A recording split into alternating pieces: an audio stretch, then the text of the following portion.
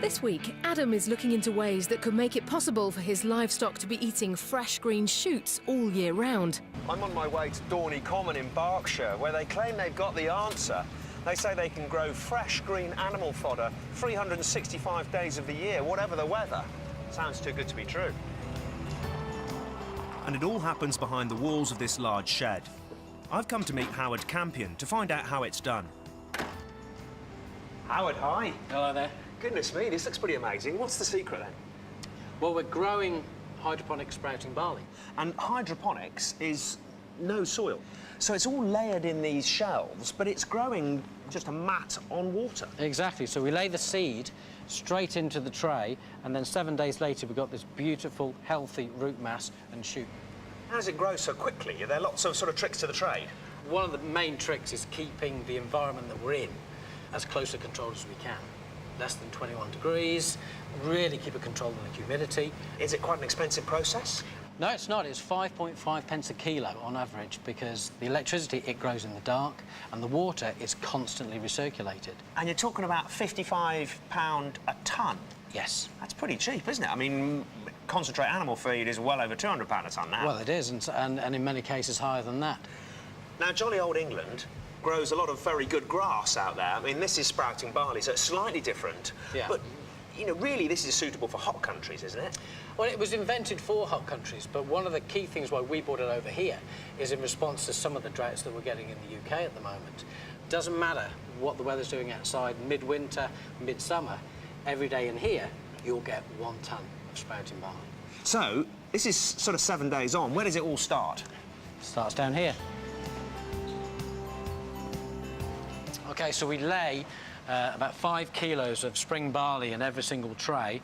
We laid this yesterday, so it's just starting to germinate. Amazing. It's getting going really quickly, isn't it? It does. The grain takes water up by capillary action, and it really grows very, very quickly. And this is day 2 here? Exactly. So it's day 2, and the root mass, as you can see, is already starting to form, which is very important for the animals, and it's also important for harvesting, because anything that's too thin will break apart, but if it's a nice thick root mat, it's full of protein, full of fibre. So can we go and feed some to some animals? Yep, let's do it. Most of my livestock could feed on this fodder, so I'm meeting animal nutritionist Andrew Holland to see what the benefits might be.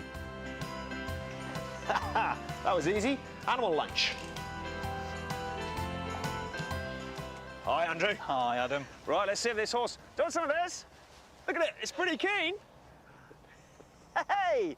Look, I've got your food here. What do you reckon to that? Well, that horse certainly seems to love it. Absolutely instinctively knows what's good for him.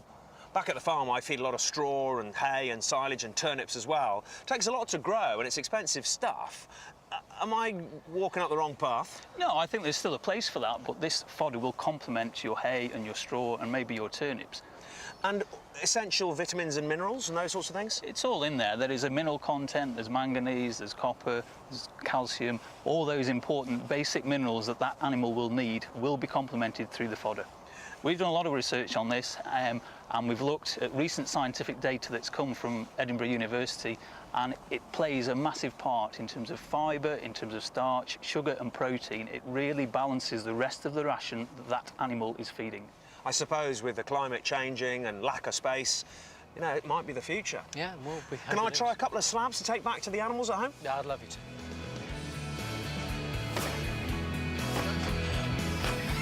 A hydroponic system like this would set me back about 80 grand.